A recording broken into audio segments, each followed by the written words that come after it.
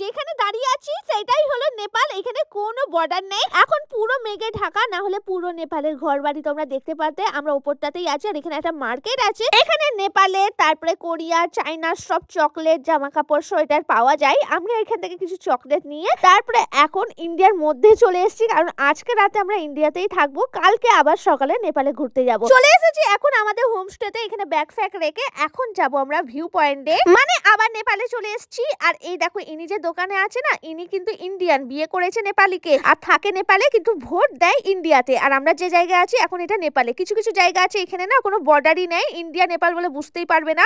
আমরা এখানে সূর্য ডুবা দেখছিলাম বসে বসে, আর এখানে অনেক খাবার ছিল, সব নেপালি খাবার, সেগুলো নিয়েছিলাম। আর শেফালিও নিয়েছিলাম। আর আমার অর্ধেক খাবার না, এখানে একটা কুকুর ছিল, সেই আমার পুরো খাবারগুলো খেয়েছে, আমার পেছুই ছাড়ছিল না। আর আমি যত বিড়াল আর কুকুর ভয় খাই, ততই ওরা আমার কাছে আসে কেন জানি না। আর আমি তাদের দূর থেকেই সব খাবার দিয়ে দিই ভয়ে। আর এই দেখো এটা হলো পরের দিনের সকালে, আমি যেটা হোপ থেকে ডোনাট কিনে এনেছিলাম সেটাই খাচ্ছিলাম। আর এইটা হলো আমাদের রুমটা। আজকে আমরা পুরো নেপালে যাব, নেপালে আজকে সারাদিন ঘুরবো। আর আমার বর দেখো নিচে গাড়ি ঠিক করছে যাওয়ার আগে। আর আমরা যে হোমস্টেটা আছে এটা একদম রাস্তার ধারে। আর এখানে না দুটো কুকুর ছিল, আমার পেছু পেছু বারবার আসছিল। আর ওই যে ব্রাউন কালারের কুকুরটা আছে না, ও না দেখে একটু খ্যাপা মতন লাগছিল, কেমন কামড়ানোর মতন আসছিল, তাই ওকে দূর থেকে এখন খাবার দেওয়া হচ্ছে। আমার বর এখন খাবার দিচ্ছে, আমি ভয় খাই বলে আমি দিই না। এটা অফবিট জায়গা তো তেমন কিছু ছিলই না, তাই ওদের বিস্কিট আর টোস্ট দেওয়া হয়েছে। আর এটা আমরা যে হোমস্টেতে আছি সেখানে খাবার জায়গা, সামনে দিয়ে গাড়ি যাচ্ছে।